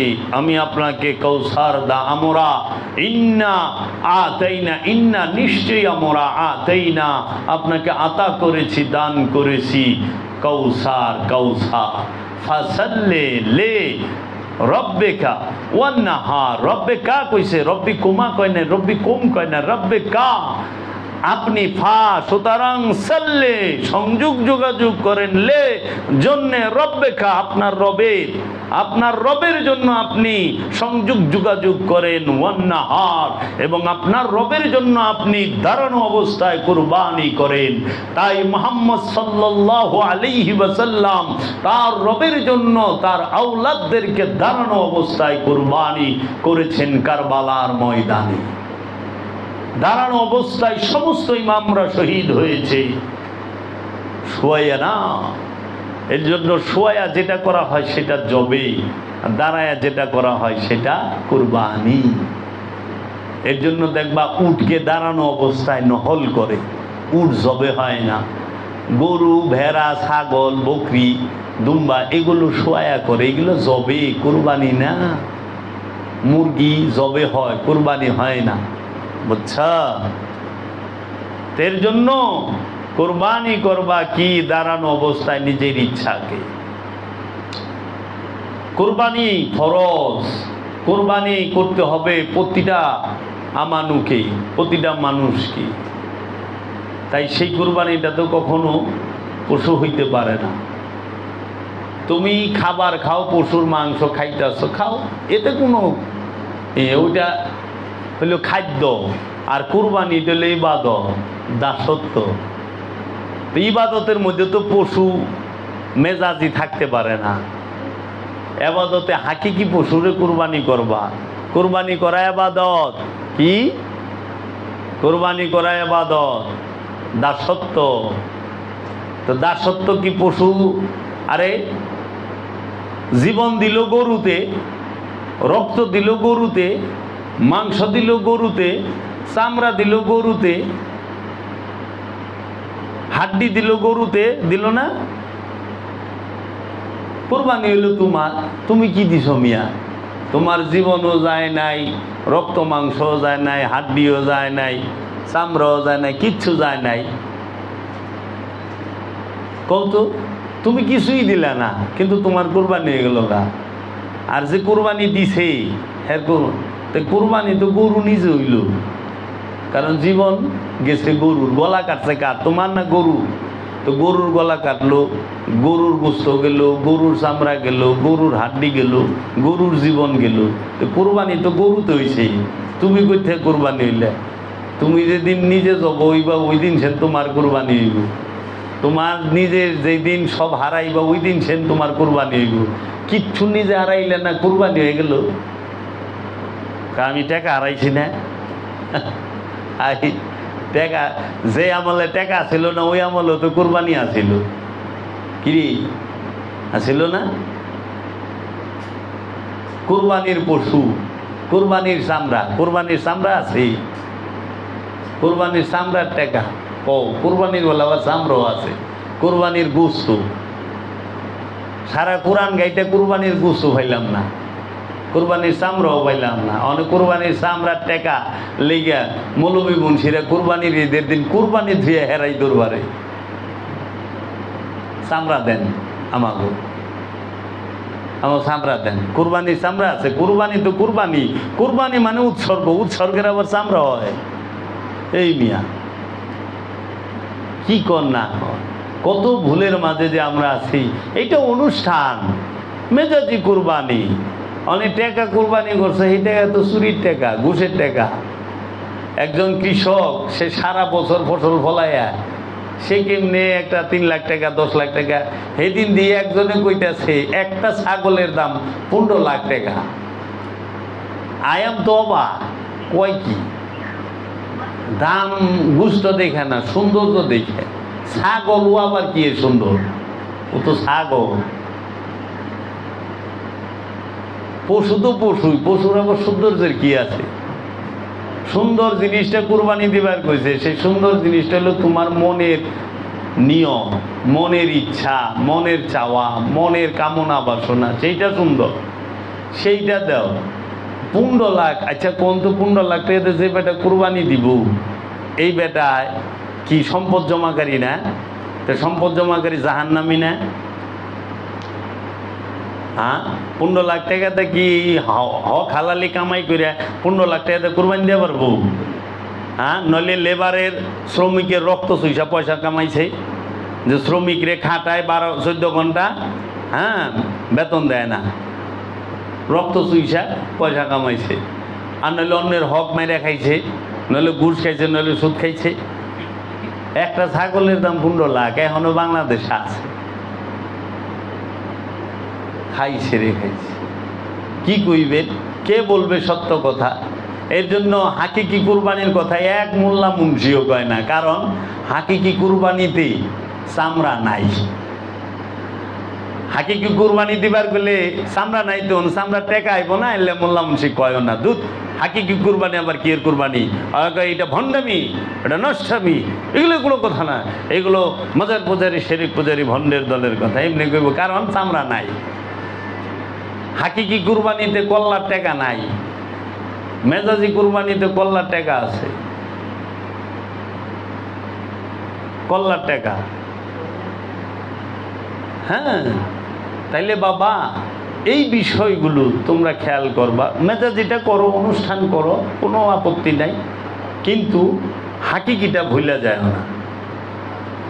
তুমি মাংস খাইবার মন চাইছে, পশু জব করছো, বউ বাচ্চার লেগা, বাচ্চারা কান্দে করছো, এটা অনুষ্ঠান, কিন্তু মূল ভুলা যায় না। মূল কুরবানি কিন্তু করতেই হবে। সেটা আমিত্ব নামক পশু, মনের পশুকে করো জবাই, পশুরা বাঁচে সবাই। কুরবানি করছ, কুরবানি কইরা মিনার থেকে এখন যায় মাথা নেড়া করবা, হাজিরা মাথা নেড়া করে। এই মাথা নেড়া করার মূল হাকিকত কি? এই মাথার চুল ফালানোর হাকিকত কি? মানে মাথার মধ্যে যত প্রকার আকাম কুকাম শিরিকি কুবুদ্ধি ছিল, সমস্ত কিছু মন থেকে, মগজ থেকে, স্মৃতির থেকে ফালাই দিছ। তার প্রতীকী রূপটাই হচ্ছে মাথা নেড়া করা। তাই বাবা জাহাঙ্গীর তার কোরআনুল মাজিদে লিখেছেন, মাথা হইতে সররিপুর যে সেরেকগুলো গজিয়ে উঠেছে, উহাকে ফেলে দেবার মেজাজি কর্মটি হলো মস্তক মুন্ডন তথা মাথা নেড়া করা। বুঝছ? আবার বলতাছে, হাজিরা মক্কার মিনায় যাইয়া কুরবানি করার পরে মাথা কেন নেড়া করে, তার হাকিকত কি? মাথা হতে সররিপুর যে সেরেকগুলো গজিয়ে উঠেছে, উহাকে ফেলে দেবার মেজাজি কর্মটি হলো মস্তক মুন্ডন তথা মাথা নেড়া করা। মানে মাথার মধ্যে যত প্রকার কুবুদ্ধি জমায় রাখছ, সমস্ত কিছু হজের মাধ্যমে, কুরবানির মাধ্যমে ফালাই দিছ, মুক্ত হয়ে গেছ। তখন এই মাথার চুল ফালাইছ। অনেক দিহি হাজি সাহেবরা মাথার চুল ফালায় আহে, কিন্তু কুবুদ্ধি ফালায় আহে না। আমার চাচাই ফালায় আহে নাই। মাথার চুল অনেকবার ফালাইছে, কিন্তু কুবুদ্ধি ফালায় নাই, রাস্তা আটকায় রাখছে। হজ করে মানুষের জমি লেখা নিছে, তো চুল তো ফালাইছে, কিন্তু কুবুদ্ধি ফালায় নাই। অনেক তোমার চাচা মামুর আছে কিনা আমার তো জানা নাই। হ্যাঁ, এরকম অনেক মামু আছে, নানি আছে, নানা আছে, হজ করে আইছে, কিন্তু মেয়ের সম্পত্তি দেয় নাই, বইনের সম্পদ দেয় নাই। হ্যাঁ, সারা বছরে বইনের একটা কাপড় দেয় না, কিন্তু মক্কায় যায় হজ করে আহে। আরে বাবা রে, বইনের স্বামী নাই, বইন বিধবা, বইনের সন্তান আছে, ওই দিকে খবর লয় না। বাইরে যায় সৌদি আরবে হজ করে আইছে, ঈদের মধ্যে কাপড়ও দেয় না বইনের, হজ করে আইছে। মা বাপে হজ করে আইছে, কিন্তু এখানে যে মেয়া বিধবা হয়ে পড়ে রয়েছে, মেয়ার খোঁজ খবর লয় নাই। এই হইল অবস্থা। মানুষ খালি নাম ফুটাইবার চায়। মসজিদে মাইক দিয়া কয়, তো ওয়াজে মাইক দিয়া কয়, আমাদের জনাব মোহাম্মদ আলী ভাই, উনি আজকে 20,000 টাকা মসজিদে দান করেছেন। আল্লাহ রাব্বুল আলামিন তার কামাই রুজিতে বরকত দিয়ে হায়াতে তৈয়বা দান করুক, জান্নাতুল ফেরদাউস দান করুক, তাকে আল্লাহ রাব্বুল আলামিন নবীর রহমত দান করুক। এলে মোহাম্মদ আলী ভাই আরো 2,000 বাড়ায় দিছে, 22,000 দিয়ে দিছে। কি এর মাইকদা কইছে তো। আর তুমি যদি মনে করো ওই যে এতিম বিধবা বইনেরে টাকা দাও, এতিম বাইকনা বাইস্তারে টাকা দাও, এরা তার মাইকদা কইব না। কিংবা পাড়া মহল্লা আত্মীয় স্বজনরে টাকা দাও, এরা তার মাইকদা কইব না, এর লেগে আগে দিবার চায় না। মানে খালি মাইকদা যারা কয় তাকে দিবার চায়। 500 টাকা দিলেও মাইক দেয়া কয়। আর আল্লাহ দানের কথা কইছে যে বা ডাইনারদা দিলে জানি বা মাদ্দা না জানে, রসুল কইছে। আল্লাহ কইছে তুমি অতি গোপনে দান করো, আর ওখানে মসজিদে টাকা দাও মাইক দেয়া কয়। মানে খালি নিজের গ্রাম না, আশেপাশের গ্রামও জানছে। আজকে মোহাম্মদ আলী ভাই 20,000 টাকা দিছে, সেলিম সাহেব উনি 500 টাকা দিছে, মোহাম্মদ সলিমউদ্দিন উনি 100 টাকা দিছে। আবার আগামী শুক্রবারে দিব, যে মাইকদার নাম কয়। আচ্ছা, কই লয়ে গেছে গা মানুষ। এর জন্য মনের পশুটা কোরবানি করো, দিল কাবাতে খেয়াল করো। আপন মুর্শিদ ওলিয়ে কামেল আল্লাহর যিনি রসুল তিনি জিন্দা কাবা, সেই হাকিকি কাবার তোয়াফ করো, শয়তান মুক্ত হইতে পারবা। হাকিকি কাবার তোয়াফ করলে শয়তান মুক্ত হওয়া যায়, জিন্দা কাবার তোয়াফ করলে। বুঝছো বাবা? এর জন্য পীর ধরো যথা পারো, কহিয়াছে সাই, পীরের উসিলা বিনা হবে না ভালাই। মুর্শিদ নবীর পুত্র, কেমন এতে হয়? ফলে কিন্তু পুত্র বটে, মুখে বলা নয়। মুর্শিদ হাসরে গতি, খলিফা নবী, শত নবী সাথী নহে কিন্তু নিজবি। তব জন্য পীর যদি করে আরাধন, তবেই তো সন্তুষ্ট হবে প্রভু নিরঞ্জন। তুমি কুরবানি কিভাবে করবে এটা তোমার রসুল শিখাবে। তোমার রসুল শিখাবে কিভাবে কুরবানি করতে হয়, কোন পশুটাকে কুরবানি করতে হয়, সেই পশুটাকে কিভাবে ধরতে হয়, কার কাছে কুরবানি করতে হয়। যেরকম আমাদের একজন মৌলভী সাহেব, মসজিদের ইমাম সাহেব, উনি আমাকে গরু পশু কুরবানি দেখায় না, যে ভাই এইখানে দুম ধরেন, এইভাবে মাথাটা ধরেন, এইখানে ছুরি চালাইতে হয়, এই দোয়া করতে হয়, এইভাবে। এটা হলো মেজাজি পশু কুরবানি। হাকিকি পশু কুরবানি করা শিখাইব ওলিয়ে কামেলে। কোন দোয়া পড়লে হাকিকি কুরবানি পশু কুরবানি করতে পারবা, কোনটা দিয়া কি দিয়া করতে পারবা। তাই সলাৎ শিখবা রসুলের কাছ থেকে, কুরবানি শিখবা রসুলের কাছ থেকে, হজ শিখবা রসুলের কাছ থেকে, সিয়াম শিখবা রসুলের কাছ থেকে। এই জন্য রসুলের অনুকরণ করো না, অনুসরণ করো। মানুষ রসুলের অনুকরণ করে, অনুসরণ করে না। রসুলের সুন্নত মানুষ পালন করে না, রসুলের লেবাস ধরে। ওজনে কম না দিয়া চলা বড় কষ্ট, তাই না? ভেজাল মাল না বিক্রি করা বড় কষ্ট। জিঞ্জিরার মধ্যে ভেজাল জুস, ভেজাল চাটনি, ভেজাল শ্যাম্পু, ভেজাল সাবান ডেলি। ওই যে ভোক্তা অধিকার এরা ধরতেছে, ম্যাজিস্ট্রেটরা ধরতেছে, সে দেখা সব মালিক যে কিনা আছে 80% হাজি সাহেব। এই ভেজাল মাল বেচেই হজে গেছে। এইদিকে মানুষে শিশুর বাচ্চারা এই যে ড্রিঙ্কসগুলো খায়, জুসগুলো খায়, লিচুগুলো খায়, চকলেটগুলো খায়, আইসক্রিমগুলো খায়। এগুলো খায়া কিডনি, লিভার, হার্ট সব নষ্ট হচ্ছে। মানুষ মাইরা তারা আল্লাহর ইবাদত করে, মাথাই ধরে না এরা কোন আল্লাহর ইবাদত করে আর কোন আল্লাহরে খুশি করে।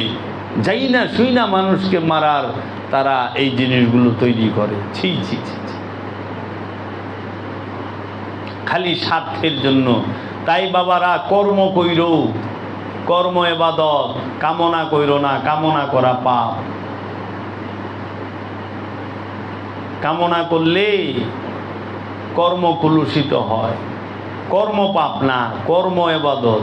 কর্মের মধ্যে যখন কামনা যুক্ত হয় তখন হয় পাপ। কর্ম ইবাদত যে কর্মই করো তুমি, যে সুইপার সেও তো কর্ম করো, ওইটি ইবাদত। কারণ সুইপারে পরিষ্কার না করলে তুই তো ডুইবা মরবি। কিন্তু কামনা আইনো না, কর্ম ইবাদত। যে কোনো কর্ম সেইটাই ইবাদত, কিন্তু কামনা পাপ। এর জন্য কামনা শূন্য হও, বুঝছো বাবা? তো কাজেই তোমরা হাকিকিটার দিকে জোর দিবা, মেজাজিটা। কারণ আল্লাহ বলছেন যে পবিত্র অন্তঃকরণ নিয়ে আল্লাহর সামনে উপস্থিত হইতে। নফসে মুতমাইন্না যে হয়েছে, পরিতৃপ্ত নফস যে হয়েছে, খান্নাস মুক্ত নফস যে হয়েছে, সে জান্নাতে যাইব। কোন নামাজি জান্নাতে যাবে কোরআন বলে নাই। কোরআন বলছে ইয়া আইয়াতুহান নাফসে মুতমাইন্না ইরজিই ইলা রাব্বিকি রাদিয়াতাম মারদিয়া ফাদখুলি ফি ইবাদি ওয়াদখুলি জান্নাতি। হে শান্ত নফস, পরিতৃপ্ত নফস, তুমি, হে মুতমাইন্না নফস, তুমি তোমার রবের বান্দার মধ্যে দাখিল হও, রবের জান্নাতে প্রবেশ কর। জান্নাতে যাইব পবিত্র নফস, দেহ না, বুঝছ? পবিত্র নফস জান্নাতি, পবিত্র দেহ জান্নাতি না, পবিত্র নফস জান্নাতি।